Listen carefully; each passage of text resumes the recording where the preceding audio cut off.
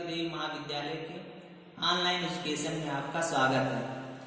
पिछली क्लास में हम लोग पढ़ रहे थे कि स्वतंत्रता से पूर्व प्राथमिक शिक्षा के क्षेत्र में क्या प्रयास किए गए थे। आगे हमको पढ़ना है वर्धा शिक्षा नीति 1937, जिसे हम बेसिक शिक्षा योजना के नाम से भी जानते हैं। बेसिक शिक्षा योजना भारतीय शिक्षा के क्षेत्र में बहुत ही सराहनीय कार्य रहा है। बेसिक शिक्षा योजना में भारतीय शिक्षा को व्यापक रूप से प्रसारित करने के लिए या भारतीय छात्रों को या भारतीय शिक्षा की नींव को मजबूत करने के लिए काफी प्रयास किए गए थे। आज सबसे पहले हम जानते हैं इसे वर्धा शिक्षा नीति कहते क्यों हैं। महात्मा गांधी जी ने 23 अक्टूबर 1937 को वर्धा में अखिल भारतीय राष्ट्रीय शिक्षा सम्मेलन के लिए में खुली बहस के लिए सभी शिक्षाविदों को आहूत किया था।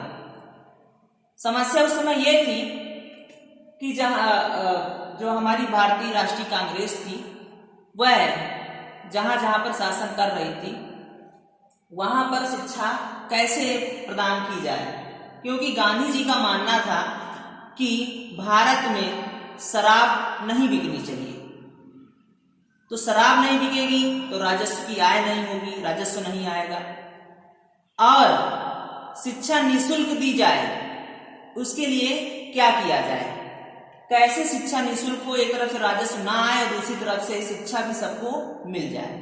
इसके लिए गांधी जी ने वर्धा शिक्षा सम्मेलन में बेसिक शिक्षा के संबंधित अपने विचार रखे और वहां पर बेसिक शिक्षा संबंधी कुछ सुझाव प्रस्तुत किए गए, जिसमें पहला है नंबर 1, प्रत्येक 7 वर्ष तक के बालक को अनिवार्य व निःशुल्क शिक्षा प्रदान की जाए।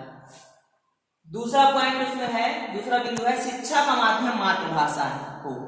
मातृभाषा इसलिए क्योंकि उस समय अंग्रेजी, अरबी, फारसी आदि संस्कृत आदि में जो शिक्षा दी जा रही थी उससे सभी वर्ग के बालक संतुष्ट नहीं थे। यह हो रहा था कि शिक्षा को बढ़ावा देने के लिए मातृभाषा आवश्यक है। तीसरा था शिक्षा में किसी एक शिल्प को सिखाने की व्यवस्था की जाए। हमारे भारत देश में आर्थिक समस्या के कारण सबको शिक्षा प्रदान करना आसान नहीं था, इसलिए यह विचार रखा गया कि शिक्षा एक शिल्प पर आधारित हो जाए, जिससे बालक शिल्प भी सीख जाएंगे, मतलब कुछ कार्य भी सीख जाएंगे, कोई व्यवसाय भी सीख जाएंगे अध्ययन करते करते। 14 था बच्चों की हस्तशिल्प शिक्षा उनके वातावरण संबंधित हो। जो भी उन्हें शिक्षा दी जाए वह उनके क्षेत्र से उनके वातावरण संबंधित हो। उन्हें ऐसा कुछ ना सिखाया जाए जो उनके वातावरण संबंधित ना हो, मतलब जहां पर भी वो रह रहे हैं, जिस वातावरण में रह रहे हैं, उनके वातावरण से संबंधित ही कोई कार्य उन्हें सिखाया जाए। इसके लिए जाकिर हुसैन समिति का गठन किया गया। इसे जाकिर हुसैन समिति कहते क्यों हैं? जामिया मिलिया इस्लामिया विश्वविद्यालय के उप कुलपति की अध्यक्षता में दिसंबर 1937 में इस समिति का गठन किया गया, इसीलिए इसे जाकिर हुसैन समिति के नाम से भी जानते हैं।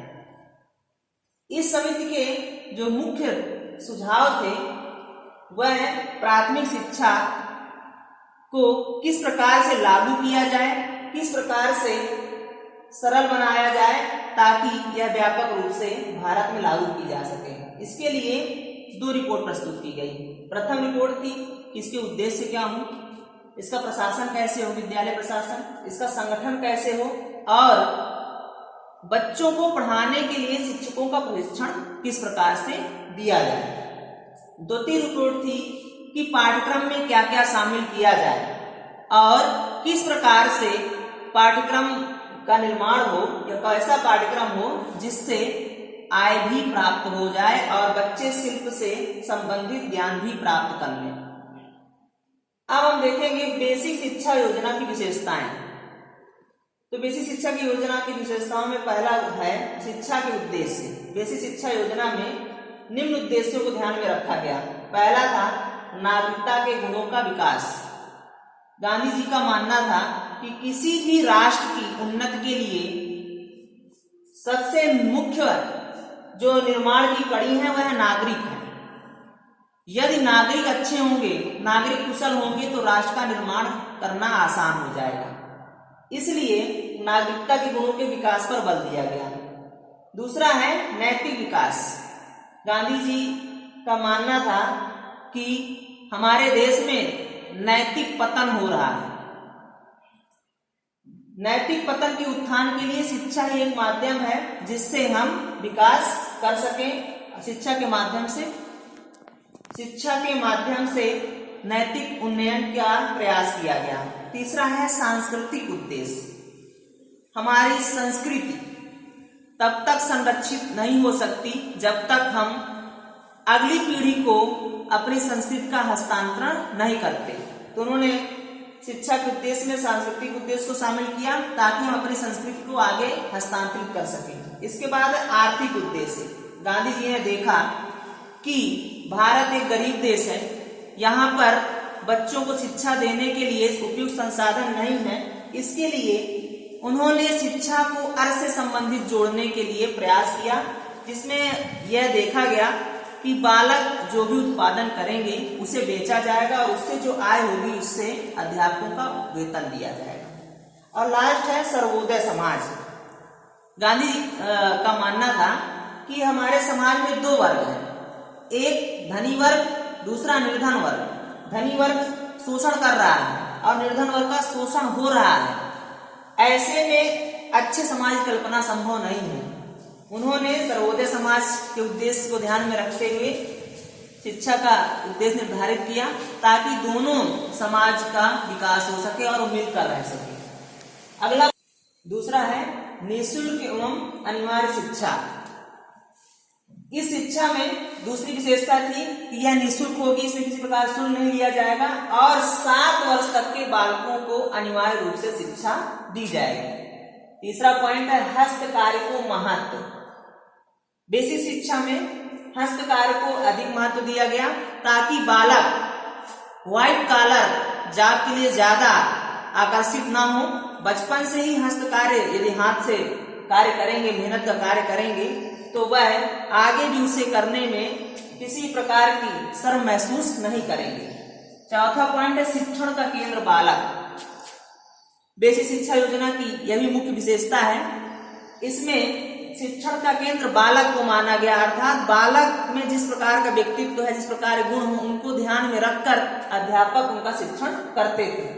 इसके बाद है 5वां पॉइंट शिल्प पर आधारित शिक्षा। यह शिक्षा शिल्प पर आधारित थी। आपको पता होना चाहिए कि इस पाठ्यक्रम में 3 घंटे 20 मिनट शिल्प कार्य के लिए दिया गया था, जिसमें बालक किसी न किसी एक शिल्प में कुशल हो जाता था और आगे वह उसका व्यवसाय होता था, जीविकोपार्जन का एक साधन हो जाता था। इसके बाद अगला पॉइंट है श्रम को महत्व। उस समय जो शिक्षा दी जा रही थी उसमें श्रम को महत्व नहीं दिया जा रहा था, जिससे लोग जो भारत की जो नींव थी वह कमजोर हो रही थी। इसलिए यह शिक्षा श्रम को महत्व देने वाली थी। अगला है जीवन से संबंधित। बेसिक शिक्षा योजना जीवन से संबंधित थी क्योंकि बालकों को वही सिखाया जाता था जो उनके वातावरण से संबंधित होता था।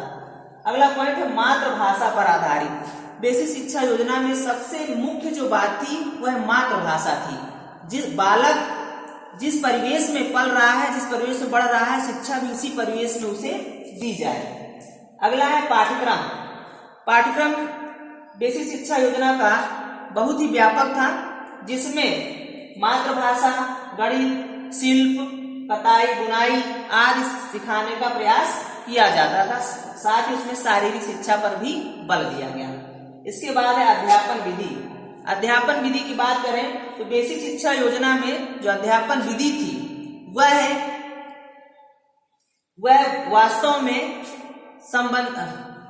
वास्तव में रोक दिया। अगला पॉइंट है अध्यापन विधि। अध्यापन विधि स्वाभाविक होती थी, वह उन क्रियाओं पर आधारित होती थी जिन्हें हम आगे करेंगे। करके सीखने पर प्रयास किया जाता था, बल दिया जाता था ताकि बालक करके सीखे। इसके बाद है अध्यापक जो होते थे वह उसी क्षेत्र से संबंधित होते थे। वह शिक्षण के कार्य करते थे और शिक्षण के साथ ही जो उससे आय होती थी उसी आय से उनको वेतन आदि मिलता था। इसके बाद है बेसिक शिक्षा के दोष। अब विशेषताओं के बाद हमें देखना है कि बेसिक शिक्षा के दोष क्या थे। तो पहला है विशेष रूप से ग्रामों के लिए, मतलब यह शिक्षा योजना ग्रामों संबंधित थी, क्योंकि जो शिल्प थे वो गांवों संबंधित थे और यह शिक्षा केवल ग्रामीण एरिया में ही व्यापक रूप से फैली थी। दूसरा है दोषपूर्ण पाठ्यक्रम। दोषपूर्ण पाठ्यक्रम की बात करें तो इसमें शारीरिक शिक्षा के लिए मात्र 10 मिनट और शिल्प कार्य के लिए 3 घंटा 20 मिनट का समय दिया गया था, जो दर्शाता है कि पाठ्यक्रम दोषपूर्ण था। तीसरा पॉइंट है उत्पादन पर अधिक बल। अध्यापक को वेतन चाहिए था, वेतन कैसे प्राप्त हो इसके लिए वह अधिक से अधिक उत्पादन कराते थे। जो बालक होते थे उनके द्वारा बनाई गई वस्तु उतनी गुणवत्ता युक्त नहीं होती थी, उतनी अच्छी नहीं होती थी जिससे मार्केट में उन्हें अच्छा पैसा मिल सके, इसलिए अधिक से अधिक कार्य करना पड़ता था और उत्पादन व्यापक रूप से किया जा रहा था, जिससे लग रहा था कि ये कारखाने हो गए। अगला है बाल श्रम को बढ़ावा। जब आप देख रहे हैं कि यह 7 वर्ष के बालकों के लिए अनिवार्य निःशुल्क की गई थी, ऐसे बालकों को यदि शिल्प सिखाया जाएगा और वह उसे बेचेंगे तो बाल श्रम को इससे बढ़ावा मिलता था और बचपन से ही बालक बाल श्रम की ओर बढ़ जाते थे। इसके बाद समय विभाजन त्रुटिपूर्ण। बेसिक शिक्षा पद्धति में जो समय विभाजन था वह भी त्रुटिपूर्ण था। जो जिस विषय को जितना समय मिलना चाहिए उचित रूप से उसका विभाजन सही से नहीं किया गया था। और लास्ट पॉइंट है विज्ञान का अभाव। उस समय विभिन्न देशों में नई तकनीकी के संसाधन उपलब्ध हो गए थे, कल कारखाने लग गए थे। ऐसे में मध्यकाल के शिल्पों पर आधारित शिक्षा दर्शाती है कि विज्ञान का अभाव था बेसिक शिक्षा में। आज के लिए इतना ही। अगली क्लास में हम लोग पढ़ेंगे स्वतंत्रता के बाद भारत में प्राथमिक शिक्षा। धन्यवाद।